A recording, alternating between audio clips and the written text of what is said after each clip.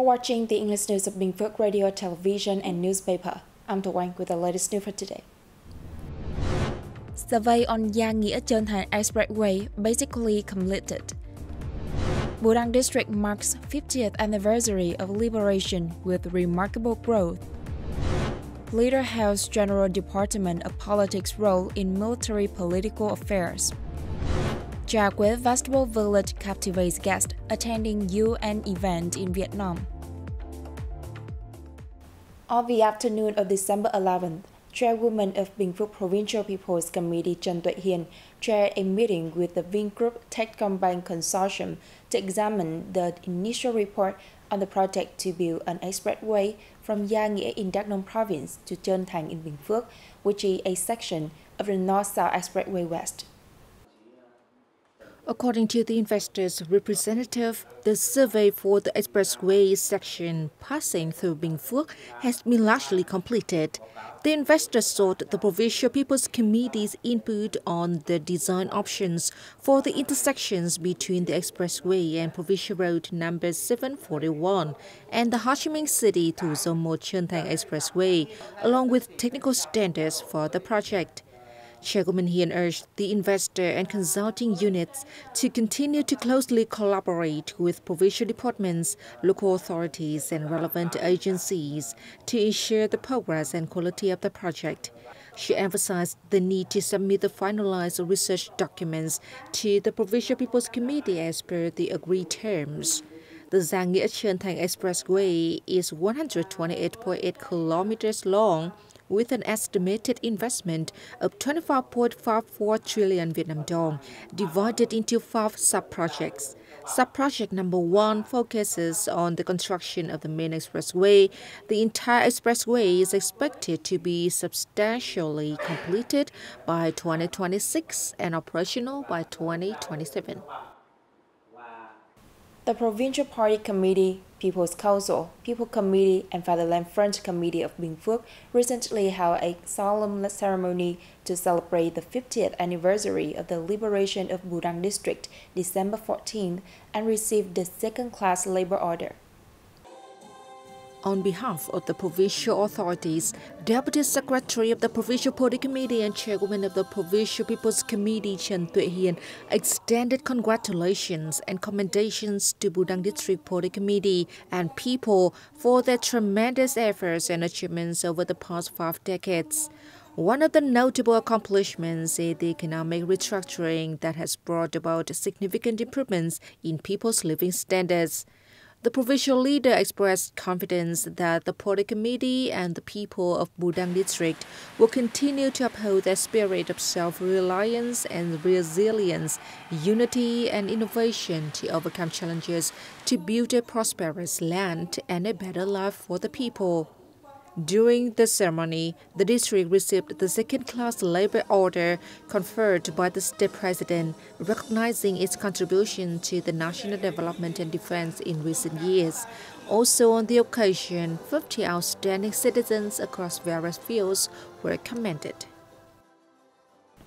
On December 12th, Economic Defense Unit 778, in collaboration with People's Committee, inaugurated and handed over a cultural sports facility and military civilian solidarity houses to social policy beneficiaries and impoverished ethnic minority households in District, Bình Phước Province. Economic Defense Unit 778 has presented 15 solidarity houses, a new cultural sports facility, and repaired the cultural house of Bu Lư Hamlet in Bu Gia Commune. Through the work, Economic Defense Unit 778 has joined hands with local authorities to implement the campaigns. The whole nation joins hands for the poor, leaving no one behind, and the armed forces in military zone unite to build new rural areas. These cultural sports facilities and solidarity houses contribute significantly to stabilizing and sustainably improving the lives of residents in this border area.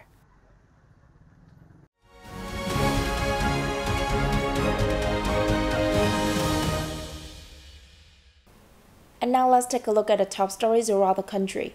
The General Department of Politics of the Vietnam People's Army organized a ceremony in Hanoi on December 12 to celebrate its 80th founding anniversary, December 22, 1944 to 2024. Party General Secretary To Lâm, who is also Secretary of the Central Military Commission, attended the event. Party General Secretary To Lâm has hailed the significant role of the General Department of Politics of the Vietnam People's Army as the party's strategic advisory body.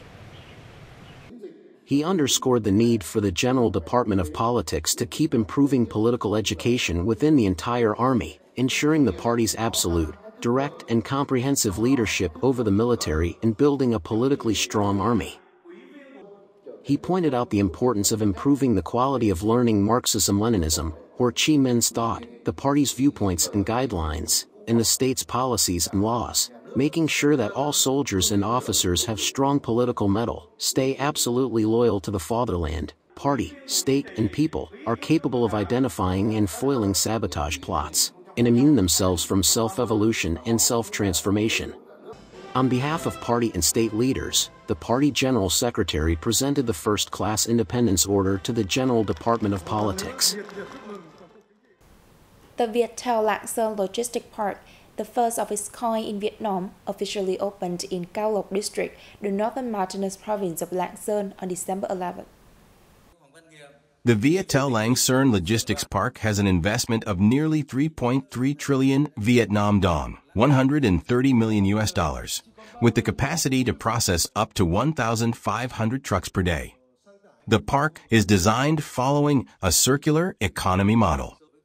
It offers professional logistic services, including customs clearance, quarantine inspection, warehousing, and cross-border transportation, leveraging smart transportation management technology and AI to optimize processes and reduce logistics costs by 40%. The facility is expected to help enhance Lạng Sern's role as a bridge linking ASEAN and China, positioning Vietnam as a strategic logistics center in Southeast Asia. Coffee prices have increased by over 50% on average this year, enabling the export revenue to potentially surpass $5 billion for the first time. 2024 is considered as a special year for the coffee industry as Vietnamese coffee prices have reached the world's highest for the first time. The export price of Robusta, accounting for some 97% of the coffee output in the country, the world's biggest Robusta producer, is higher than that of Arabica, which is unprecedented. Since the beginning of the year, Vietnam's coffee export prices have risen continuously.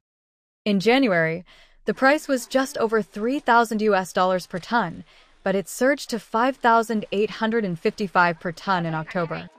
It shot up over 90% within just 10 months. Export prices during the first 11 months of 2024 averaged $4,037 per ton, up 56.9% compared to the same period in 2023, according to the Ministry of Agriculture and Rural Development. Germany, Italy, and Spain are the three largest markets for Vietnamese coffee. Exports grew in all the top 15 markets, with the most significant increases seen in Malaysia and the Philippines, both more than doubling. Within the framework of the first International Conference on Rural Tourism of the United Nations World Tourism Organization on December 11th, international delegates made a trip to Trà Quế Vegetable Village in Hội An City of the central province of Quảng Nam. Trà Quế Village is among 55 best tourism villages worldwide in 2024 honored by the United Nations Tourism Organization.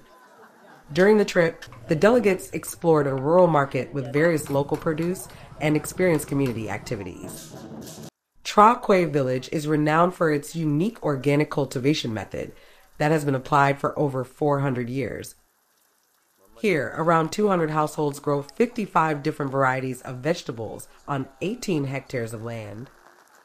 Despite the heavy rain, international delegations enthusiastically tried their hands at watering vegetables, hoeing the soil, and learning about local vegetable varieties.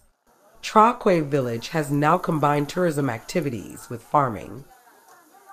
Travel companies coordinate with local farmers to organize tours to the village, offering a range of exciting activities, such as being a farmer for a day, or cooking and enjoying local dishes made from the fresh ingredients harvested in the village. Being listed in the Best Tourism Village Network and hosting delegates of the United Nations World Tourism Organization have enhanced the prestige of and generated more development opportunities for not only Tra Quay Village, but also Hoi An City and Quang Nam Province. And that also wraps up our bulletin. Thanks for tuning in and goodbye for now.